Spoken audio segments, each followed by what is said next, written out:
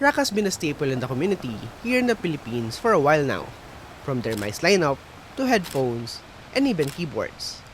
We've taken a look at the Rakk Sinag98 last year, and it's still my go-to keyboard for the studio.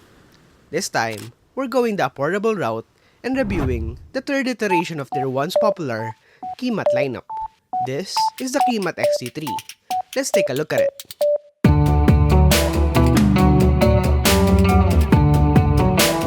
Disclaimers out of the way first. This was sent by Rakk Gears for me to review, and as always, they have no say on my views of the keyboard. They're seeing this video the same time as you do. With that out of the way, let's open up the box in Rakk's signature yellow colorway. Inside, we're first greeted with the board itself that we'll take a look at later. Accessories include the manual, a white braided Type-C cable, and the keycap and switch puller combo. Removing the plastic from the board itself, we're met with the XT3. I've got mine in white with wano yellow switches and gray gradient keycaps. The RAKK Kimat has been a staple in their keyboard lineup since 2016, improving every iteration with new features that is still tailored at an affordable price. I actually saw this way back TGL with Sir Mike, though I really wanted their membrane board back then as it felt like an HHKB.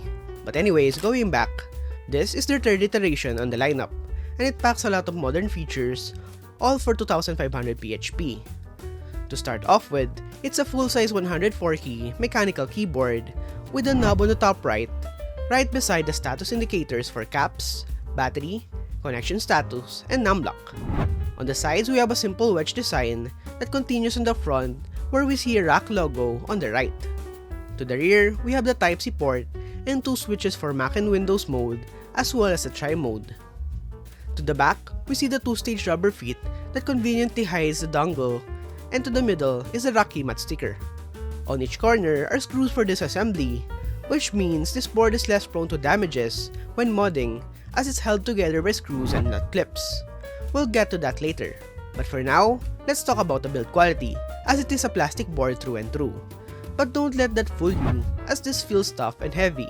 Weighing in at a kilogram, it's fairly heavy for a full-size board and it doesn't creak nor bend even if I force it to.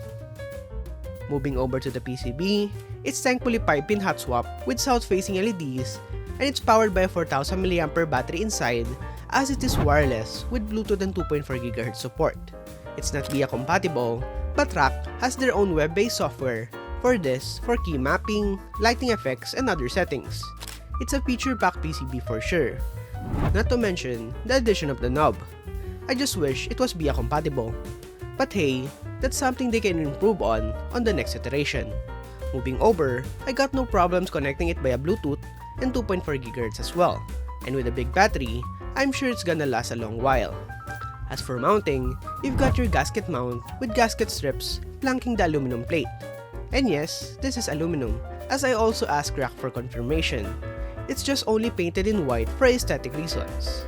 Inside the case also resides all the foams, as well as the daughter board for the main PCB and battery. It only exhibited the slightest bit of bounce, probably because of the stiff alu plate. But hey, the gasket mount isolated the sound from the case quite well. First time trying this board out, I originally thought these were Gateron yellows in the KS9 variant, but I was wrong. These are Huano yellows, and they sound quite alright. Definitely quite thinner than I expected, but due to its case material and alu plate, the board produces quite a clacky sound. Before hearing all of it, let's first talk about the keycaps, which are quite cool. They are essentially PBT keycaps with shine-through legends on the front side of the keyboard, appearing as if blanks on the top view, but with the aid of shine-through on the sides. I love these keycaps, and they're quite thick as well. Finally, the stock sound test with wano yellows and no mods. Have a listen.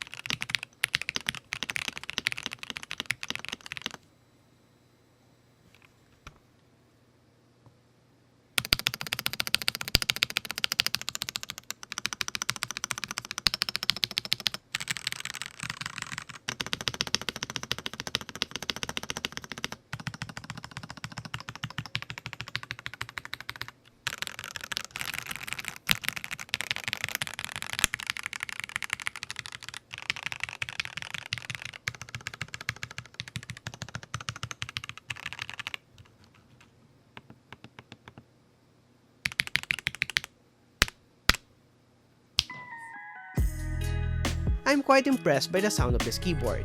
The switches are a bit thin, but for the most part, they're alright. The stabs are a breath of fresh air from their original Sinag lineup, as these are well tuned, even stock. Overall, I'd say this is a great typing experience out of the box, but that doesn't mean we aren't modding it to its best potential. As mentioned earlier, the board is easy to open up due to its 4-corner screw design. Lifting the top plate off reveals the white plate and PCB. I'll first tape mod the back of the PCB with masking tape and change out the switches with the Akko mirror switch, basically an HMX switch made by Akko, a review of which is soon to come. With all that said and done, this is the final board.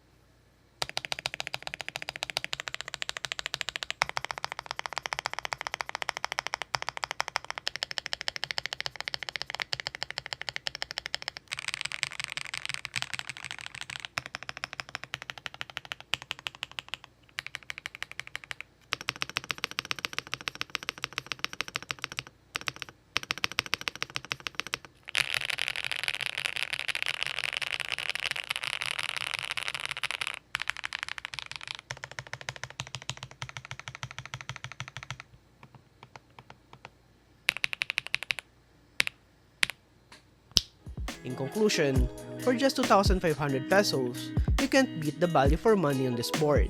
It's pre-built with nice switches and tuned stabs out of the box, not to mention the cool keycaps. Heck, even Zeke and their MG108 lineup can't beat this, as it comes bare bones. If you're new to the hobby and on the lookout for a budget board that suffices the needs of many, this is a no-brainer. The switches, keycaps, and stabs are the main highlight for me.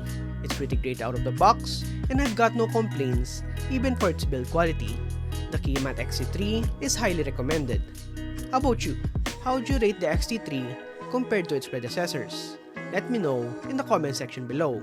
I'm John J. Bimaba, and I'll see you in the next video.